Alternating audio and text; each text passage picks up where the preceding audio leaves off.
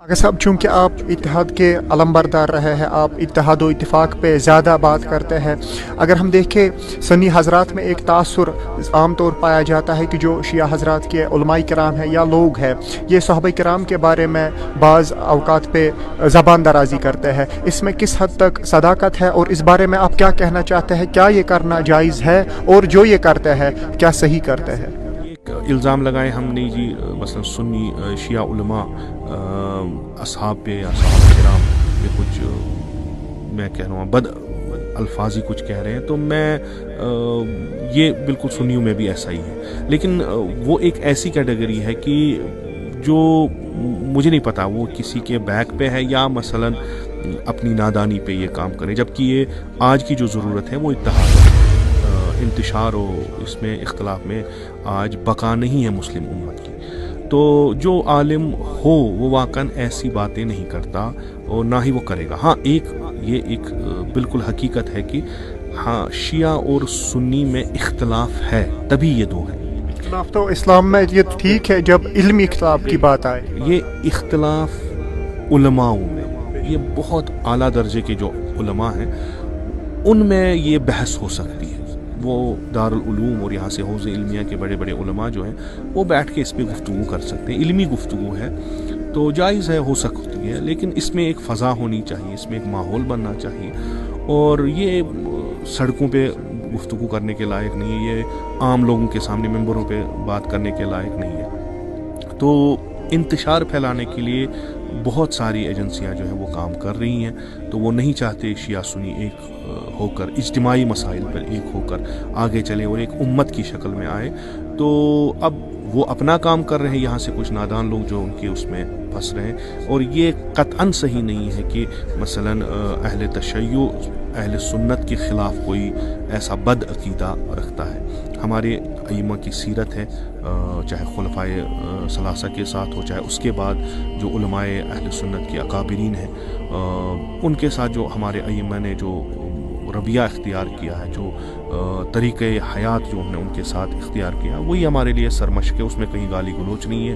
हाँ, जैसे अर्ज़ किया हमने इल्मी इख्तलाफ है, बाकी कहीं गाली गलोच नहीं है, कहीं आप एक दूसरे को गलत कहना नहीं है। जब भी इल्मी बहस हो, उस लेवल के आलिम हो, वो इल्मी बहस कर सकते हैं। अब जैसे कि मैंने अर्ज़ किया, वही मैं कहूँगा फिर से कि कुछ एजेंसियाँ हैं जो ये जिसका फ़ायदा उठा रही हैं और कुछ लोग इसमें फंस गए हैं और फंसते जा रहे हैं और अपने मेंबरों की जीनत बड़ी इख्तलाफाती मसाइल जो हैं वो बनाना चाहते हैं। तो उससे उम्मत को नुकसान होगा, इसमें कोई फ़ायदा नहीं होगा। द वॉइस ऑफ कश्मीर देखने वाले सभी नाजरीन को शाकिर शबीर भट्ट का सलाम पहुँचे। नाजरीन, आज हमारे साथ जो शख्सियत मेहमान गुफ्तगू है बेशक किसी भी तारुफ के मोहताज नहीं है। अक्रॉस द सेक्टर्स इनको जाना जाता है, इनको सुना जाता है, इनको माना जाता है। बेशक हम बात कर रहे हैं आगा सईद मोहम्मद हादी कश्मीरी साहब की, आज हमारे साथ मौजूद है। इनसे कुछ सवालात करेंगे, इनसे सवालात जानेंगे, इनसे तासुरात लेंगे और बाकी भी देखते हैं ये क्या कहते हैं हमारे माशरे के हवाले से, इस कश्मीर के हवाले से। बेशक सीधे इनसे सवालात करने की कोशिश करेंगे। अस्सलाम वालेकुम। आग साहब, पहले हम आपके बेहद मशकूर व ममनून है, आपने हमें द वॉइस ऑफ कश्मीर की टीम को इतने बिजी स्केड्यूल के होते हुए भी हमें वक्त दिया, उस चीज़ के लिए हम आपके शुक्रगुजार हैं। सबसे पहले आपसे जानने की कोशिश करेंगे, आप अपने बारे में बताएं, जो आपका ये इल्मी सफ़र हुआ, इल्मी सफ़र है, इसकी इब्तिदा कब से हुई, किन हालात में हुई, पहले इस बारे में आप मुख्तसर अल्फाज में रोशनी डालें। मैं आपका भी बड़ा शुक्रगुजार हूँ कि आपने मुझे हकीर को कुछ कहने का मौका दिया। मेरा इल्मी सफ़र अगर हम देखें जैसे सबका होता है, बचपन से ही इंग्लिश मीडियम से शुरू हुआ, फिर यहाँ कश्मीर में मुख्तलिफ़ स्कूलों से होते हुए कॉलेज तक पहुँचा, SP कॉलेज तक। फिर वहाँ से 1999 में मैं ईरान चला गया, तो वहाँ 2010 में मैं वापस आया वहाँ से। तो वहाँ पे जो पढ़ाई की गई, जो तकरीबन जिसे हम अब आम तौर पर कहते हैं दीनी तालीम, जो वहाँ पे था वो तकरीबन वही था, हौज़ इल्मिया ही था, लेकिन अब उसकी नई शेप जो आई थी उसको भी यूनिवर्सिटी जैसा डिग्रीज़ के हिसाब में बांटा गया था। तो वहाँ पे भी मैंने जो दीनी तालीम है उसके साथ साथ जो है MA की डिग्री भी की तारीख़ इस्लाम में, तारीख़ अहले बैत के सेक्शन में, और फ़िक़्ह उसूल जो वहाँ पे पढ़ाया जाता था, और अरबिक जो वहाँ पे ज़रूरी है تو وہ بھی ساتھ ساتھ اس میں ضروری جو جنرل کورسز میں بھی تھا اور پھر اسپیشلائزیشن میں بھی تھا تو وہ بھی وہاں پہ پڑھا ہوں. آغا صاحب آپ سے جاننے کی کوشش کریں گے اس کشمیر کے حالات و واقعات پہ, اس کشمیر کے معاشرے, کیونکہ آپ نے باریک بینی سے اس کشمیر کے معاشرے پہ ہر ایک چیز پہ آپ نے باریک بینی سے نظر رکھی ہے. کیسے آپ کن نظروں سے آپ اس کشمیر کے معاشرے کو دیکھ رہے ہیں, اس نوجوان نسل کو دیکھ رہے ہیں, ان حالات کو دیکھ رہے ہیں؟ یہ ایک بالکل حقیقت ہے کہ ہمارا معاشرہ جو ہے گرچہ کہ پہلے علمی اور دینی اقدار سے جو بھرا ہوا تھا, جب ہمارے ٹائم اگر ہم دیکھیں تو اس ٹائم گرچہ کہ دین کی طرف رجحان بہت ہے ظاہراً, لیکن وہ تربیتی لحاظ سے اور ان ویلیوز کے لحاظ سے ہم پیچھے جا رہے ہیں, اور ہمارا معاشرہ جو ہے بہت سے ایسی چیزوں میں مبتلا ہوتا جا رہا ہے جو نہ کشمیری کلچر کے حساب سے ٹھیک ہے اور نہ ہی دینی حساب سے ٹھیک ہے. جو ہم آج کل اپنے معاشرے میں مختلف قسم کی بے راروی, چاہے جنسی ہو چاہے منشیات ہو, جو آج دیکھنے کو ملتی ہے, خصوصاً جس میں ہمارا جوان طبقہ جو ہے روز بروز جو ہے اس میں ملوث ہوتا جا رہا ہے. اور جو حالات یہاں کشمیر کے بہت سے سالوں سے ہیں تو شاید یہ ان کا بھی ایک امپیکٹ اس پہ ہو سکتا ہے. اگر صاحب آپ نے جوانوں کی بات کی, بے شک یہ جوان اس کی ابتدا ہی بچپن سے ہوئی ہوتی ہے. اگر ہم دیکھیں والدین کا بہت بڑا رول ہوتا ہے, کیونکہ کہا جاتا ہے کہ والدہ کی جو گود ہوتی ہے وہ پہلی درسگاہ تصور کی جاتی ہے. کیا ان کا رول ہے؟ ہم دیکھتے ہیں کہ والدین بہت کوششیں کرتے ہیں, بڑی کاوشیں کرتے ہیں کہ اپنے اس اولاد کو چاہے لڑکی کی صورت میں ہو یا لڑکے کی صورت میں, بڑے اسکول میں اس کا ایڈمیشن ہو, بڑے ایجوکیشنل انسٹیٹیوشن میں اس کا ایڈمیشن ہو, پریشان رہتے ہیں, لاکھوں روپے خرچ کرتے ہیں, لیکن جب دینی تعلیم کی بات آئے, جب درسگاہ کی بات آئے, وہاں پہ وہ انٹرسٹ نہیں دکھاتے ہیں. کن نظروں سے آپ اس کو دیکھ رہے ہیں اور کیا آپ کہنا چاہتے ہیں اس حوالے سے؟ دیکھیں, ایک حقیقت یہ ہے کہ جو ہمارا سسٹم, تعلیمی سسٹم, جو نصاب ہے ہمارا اور جو ایجوکیشنل سسٹم جو ہے وہ یورپ سے آیا ہوا ہے, ویسٹرن ورلڈ کا ہے. تو آج سے تقریباً کچھ صدیوں پہلے جو وہاں پہ تحریک ایک اٹھی تھی اس وقت کے دین کے خلاف, جس دین نے انہیں کچھ نہ دیا تھا دنیاوی لحاظ سے, تو انہوں نے ایک تحریک اٹھائی کہ ہم دنیا کو دین سے جدا کریں. تو اس میں طبیعتاً جو ہمارا جو ہے تعلیمی نظام وہ بھی آ گیا, اور تعلیم کو دین و تربیت سے جوڑنا یہ بالکل ایک خرافات سا لگا. تو وہی سسٹم ہمارے یہاں بھی چل رہا ہے. تو اس میں یہ ہے کہ آپ تعلیم جتنی چاہیں حاصل کر سکو, علم جتنا چاہیں حاصل کر سکو, وہ بڑی بڑی ڈگریاں آپ حاصل کرو. تربیت کے حوالے سے اتنا زیادہ اس پہ جو ہے زور نہیں دیا جاتا. اور جب یہ ذہنیت ہمارے معاشرے میں پنپتی ہے اور پڑھے لکھوں میں جو ہے, تو اس میں جو تربیتی پہلو جو ہے وہ بہت ہی کمزور ہوتا جا رہا ہے. اور ہر ماں باپ جو ہے وہ اس کوشش میں لگے رہتے ہیں کہ ہمارا جو فرزند ہے, چاہے وہ لڑکا ہو چاہے لڑکی ہو, تو اس کی پرسنٹیج, اس کی ڈگریاں, اس کا جو ہے بہترین اسکول میں پڑھائی ہو. اور یہ جو اس کمپٹیشن میں جو ابھی ہمارے پاس ہے, جیسے نرسری میں بھی ابھی بہت سارا کمپٹیشن لگا ہوا ہے, تو اس نمبر کے چکر میں جو پڑ گئے ہم, تو وہ حاصل کر سکیں. اور یہ کہنا بھی غلط نہیں ہوگا کہ ہم تربیتی پہلو کو تقریباً بھول چکے ہیں, اور تربیت وہی جو ہمیں ویسٹرن ورلڈ نے آج کل دکھائی ہے وہی ہمارے نظروں میں ہے. رہی بات دین کی, جیسے میں نے عرض کیا کہ مکتب جو ہم دیکھتے ہیں, درسگاہ, ان کا تعلق دین سے ہے, اور دین تربیت کو اہمیت دیتا ہے پڑھائی لکھائی سے. وَيُزَكِّيهِمْ وَيُعَلِّمُهُمُ الْكِتَابَ, پہلے ان کا تزکیہ کرو پھر ان کو علم پڑھاؤ. تو جب اس سسٹم میں ہم اپنی زندگی گزارتے ہیں تو بہت ہی مشکل ہے, یعنی بالکل غیر محسوس انداز میں ہم یہ دیکھتے ہیں کہ رجحان جو دینی اسکولوں کی طرف یا مکاتب کی طرف کم ہوتا جا رہا ہے, چونکہ کمپٹیشن میں پھنسے ہیں, وہاں پہ ٹائم ہی نہیں ہے اتنا. اور جب بچہ جو ہے وہ ٹوٹلی ایگزاسٹ ہو کے شام کو آتا ہے, تو ٹیوشن بھی ہے, اسکول بھی ہے, اور دوسرے چیزیں بھی ہیں, تو پھر ماں باپ ظاہر ہے ان کی وہ تھکاوٹ دیکھ کے تو شاید یہ فیصلہ کریں کہ اب کیوں اس کو مکتب بھی جانا ہے.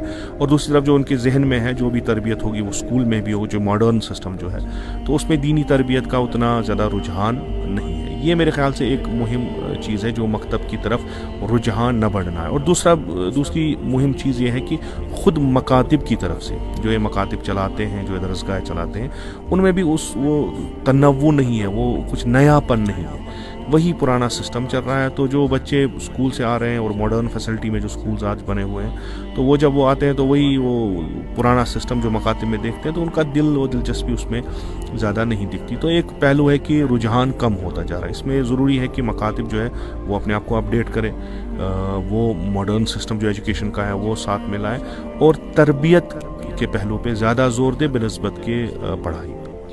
آغا صاحب آپ نے بہت اچھی باتیں کہی, لیکن یہاں پہ ایک جگہ جب ہم نوجوان نسل کی بات کرتے ہیں, نوجوان نسل منتشر ہوا ہے ہر ایک اعتبار سے, اور اگر ہم دیکھیں نوجوان والدین کی بھی کم ہی سنتے ہیں, اپنے استادوں کی بھی کم ہی سنتے ہیں.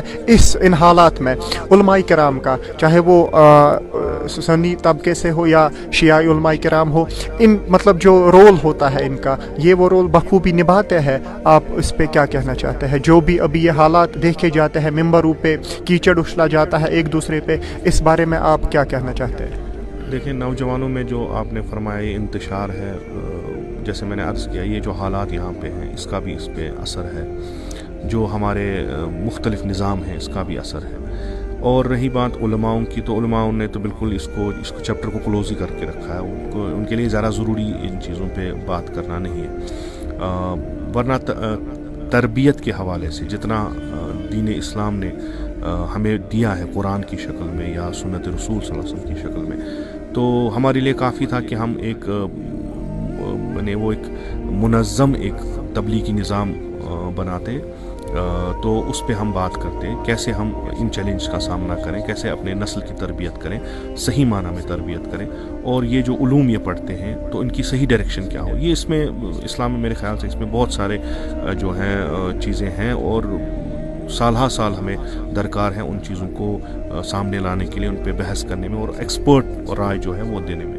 لیکن افسوس یہ ہے کہ ہمارے ممبر جو ہیں آج, میں ہر جگہ یہ کہتا ہوں کہ جنت و جہنم بانٹنے کے کام آ رہے ہیں, ابھی ایک دوسرے پہ وہ کہتے ہیں گالی گلوچ کرنے کے کام آ رہے ہیں. تو ایک دوسرے کو کافر کہتا ہے, دوسرا تیسرے کو کافر کہتا ہے. تو یہ ممبر جس کا ایک اثر ہمارے سماج پہ تھا, اور لوگ جو ہیں وہ کسی بھی میں کہوں گا کسی بھی واک آف لائف سے تعلق رکھتے ہوں, لیکن ممبر کا اثر ان پہ ہے. اب جب یہ ممبر اس کام میں آیا ہی نہیں جو کام اس کا تھا, تو یہ دوسرے ان چیزوں میں لگ گیا, تو ڈیفینیٹلی آپ دیکھیں گے اس کا اثر بھی پڑے گا.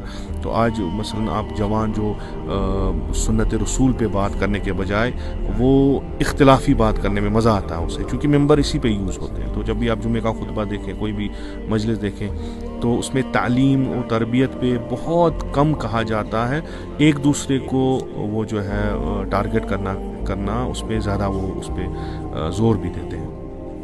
علماء بہت بڑا رول ادا کر سکتے ہیں, خصوصاً دینی علماء بہت بڑا رول ادا کر سکتے ہیں معاشرے کی تربیت میں, نوجوانوں کی تربیت میں, اگر وہ کرنا چاہے. وہی قرآن, وہی سنت رسول صلی اللہ علیہ وسلم ہے جس کے بارے میں ہمارے علماء واقف ہیں, بولتے ہیں, علم ہے ان کے پاس, لیکن وہ علم سماج تک لانا ہے, ان کو دینا ہے, جوانوں کو راغب کرنا ہے, اور وہ ٹاپک چھیڑنے ہیں جس سے جوان مختلف جو پہلو ہیں زندگی کی اس میں وہ ایک سبق لے لیں اس سے.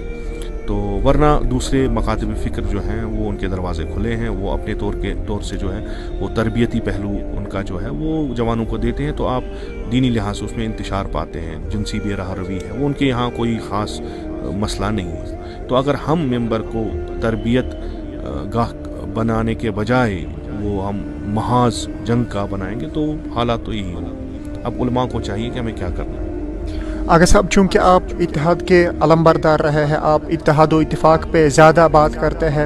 اگر ہم دیکھیں سنی حضرات میں ایک تاثر عام طور پایا جاتا ہے کہ جو شیعہ حضرات کے علماء کرام ہیں یا لوگ ہیں, یہ صحابہ کرام کے بارے میں بعض اوقات پہ زبان درازی کرتے ہیں. اس میں کس حد تک صداقت ہے, اور اس بارے میں آپ کیا کہنا چاہتے ہیں؟ کیا یہ کرنا جائز ہے, اور جو یہ کرتے ہیں کیا صحیح کرتے ہیں؟ چاہے سنی ہو چاہے شیعہ, دو طریقے علماء پائے جاتے ہیں. ایک وہ جو حقیقی معنی میں عالم ہے, جنہیں اپنے دین, اپنے مذہب اور قرآن و حدیث کا پورا علم ہے, اور عالم بزمانہ, جیسے کہ جس زمانے میں وہ رہتے ہیں اس زمانے کے اتار چڑھاؤ کے بھی ان کا جو ہے وہ علم ہے. اور جو بات کہنی ہے کہاں کہنی ہے کیسے کہنی ہے اس کا بھی علم. ایک طریقہ کے یہ عالم. ایک یہ ہے کہ جنہوں نے کچھ پڑھا ہے ان کو بس یہ ہے کہ وہ کیسے وہ باہر پھینکیں. نہ ان کو زمانے کا پتہ ہوتا ہے, نہ ان کو مثلا اتار چڑھاؤ کا پتہ, نہ ان کو دشمنوں کا پتہ ہو کہ وہ ہمارے ایک لفظ کا کیا وہ بنا سکتے ہیں. تو یہ ہر شیعہ میں بھی ہے اور سنی میں بھی. تو یہ ایک الزام لگائے ہم نے جی مثلا سنی شیعہ علماء اصحاب پہ یا صحابہ کرام پہ کچھ میں کہہ رہا ہوں بد الفاظی کچھ کہہ رہے ہیں, تو میں یہ بالکل سنیوں میں بھی ایسا ہی ہے. لیکن وہ ایک ایسی کیٹیگری ہے کہ جو مجھے نہیں پتا وہ کسی کے بیک پہ ہے یا مثلا اپنی نادانی پہ یہ کام کرے, جبکہ یہ آج کی جو ضرورت ہے وہ اتحاد ہے. انتشار ہو اس میں اختلاف میں آج بقا نہیں ہے مسلم امت کی. تو جو عالم ہو وہ واقعاً ایسی باتیں نہیں کرتا اور نہ ہی وہ کرے گا. ہاں یہ ایک بالکل حقیقت ہے کہ ہاں شیعہ اور سنی میں اختلاف ہے, تبھی یہ دو ہیں. اختلاف تو اسلام میں یہ ٹھیک ہے جب علمی اختلاف کی بات آئے. یہ اختلاف علماء میں, یہ بہت اعلیٰ درجے کے جو علماء ہیں ان میں یہ بحث ہو سکتی ہے. وہ دارالعلوم اور یہاں سے حوض علمیہ کے بڑے بڑے علماء جو ہیں وہ بیٹھ کے اس پہ گفتگو کر سکتے ہیں. علمی گفتگو ہے تو جائز ہے, ہو سکتی ہے, لیکن اس میں ایک فضا ہونی چاہیے, اس میں ایک ماحول بننا چاہیے. اور یہ سڑکوں پہ گفتگو کرنے کے لائق نہیں ہے, یہ عام لوگوں کے سامنے ممبروں پہ بات کرنے کے لائق نہیں ہے. تو انتشار پھیلانے کے لیے بہت ساری ایجنسیاں جو ہیں وہ کام کر رہی ہیں. تو وہ نہیں چاہتے شیعہ سنی ایک ہو کر اجتماعی مسائل پر ایک ہو کر آگے چلے اور ایک امت کی شکل میں آئے. تو اب وہ اپنا کام کر رہے ہیں, یہاں سے کچھ نادان لوگ جو ان کے اس میں پھنس رہے ہیں. اور یہ قطعاً صحیح نہیں ہے کہ مثلا اہل تشیع اہل سنت کے خلاف کوئی ایسا بد عقیدہ رکھتا ہے. ہمارے ائمہ کی سیرت ہے, چاہے خلفائے ثلاثہ کے ساتھ ہو چاہے اس کے بعد جو علماء اہل سنت کے اکابرین ہیں ان کے ساتھ جو ہمارے ائمہ نے جو رویہ اختیار کیا ہے, جو طریقۂ حیات جو نے ان کے ساتھ اختیار کیا, وہی ہمارے لیے سرمشق ہے. اس میں کہیں گالی گلوچ نہیں ہے. ہاں جیسے عرض کیا علمی اختلاف ہے, باقی کہیں گالی گلوچ نہیں ہے, کہیں آپ ایک دوسرے کو غلط کہنا نہیں ہے. جب بھی علمی بحث ہو اس لیول کے عالم ہو وہ علمی بحث کر سکتے ہیں. اب جیسے کہ میں نے عرض کیا وہی میں کہوں گا پھر سے کہ کچھ ایجنسیاں ہیں جو یہ جس کا فائدہ اٹھا رہی ہیں اور کچھ لوگ اس میں پھنس گئے ہیں اور پھنستے جا رہے ہیں اور اپنے ممبروں کی زینت بڑی اختلافاتی مسائل جو ہیں وہ بنانا چاہتے ہیں. تو اس سے امت کو نقصان ہوگا, اس میں کوئی فائدہ نہیں ہوگا. آخر میں آغا صاحب آپ سے جاننے کی کوشش کریں کہ زندگی کے ہر ایک مکتب فکر سے تعلق رکھنے والے, چاہے بزنس مین ہو, چاہے کوئی ملازم پیشہ ہو, چاہے اسٹوڈنٹ ہو, چاہے نوجوان ہو, کسی بھی مکتب فکر سے تعلق رکھنے والا, کیا میسیج آپ دینا چاہتا ہے اس ملت کے لیے, اس قوم کے لیے؟ دیکھیں ہم یہ رسول اکرم صلی اللہ علیہ وسلم کی حدیث ہے, کلکم راعٍ و کلکم مسئول عن رعیتہ. آپ سب لوگ عام آدمی ہو, رعیت ہو, لیکن آپ سب لوگ ذمہ دار ہو. آپ جس فیلڈ میں آپ ہو زندگی میں آپ ذمہ دار ہو پوری امت کی. تو میرے خیال سے اسلام ایک ایسا وسیع اور ایک کامل دین ہے جس میں ہر طبقے, زندگی کے ہر طبقے کے لیے اپنی اپنی جو ہے گائیڈ لائنس ہے. لیکن ضروری ہے کہ اس پہ غور کریں, اس کو پڑھیں, اس پہ فکر کریں, تو آپ کو اس میں بہت بہترین لاہ عمل ملے گا. اور اپنی ذمہ داریاں کیسے نبھانی ہیں اس کا نسخہ بھی اس میں ملے گا. چاہے اسٹوڈنٹ ہو, چاہے کوئی علمی شخصیت ہو, چاہے بزنس مین ہو, ایک انڈیویجول لائف ہے اس کی اور ایک اجتماعی لائف ہے. تو اس کو وہ اجتماعی زندگی جو ہے وہ کبھی بھولنی نہیں چاہیے. قرآن بھی ہمیں اگر امت خیر کا خطاب دیتا ہے تو اس کے ساتھ یہ بھی کہتا ہے کہ اخرجت للناس, آپ لوگوں کے لیے بنائے گئے ہو تاکہ آپ امر بالمعروف و نہی عن المنکر کرو. یہ ذمہ داری ہمیں کبھی نہیں بھولنی چاہیے کہ میں ایک بزنس مین ہوں, مجھے کیا اگر کہیں مثلا دینی مسائل میں کچھ مسائل پیدا ہوتے ہیں یا کوئی عالم ہو وہ کہیں گے مثلا ابھی ہماری بزنس جو وہ سود پہ ہو رہی ہے, اس کے لیے ہمیں کیا کرنا چاہیے.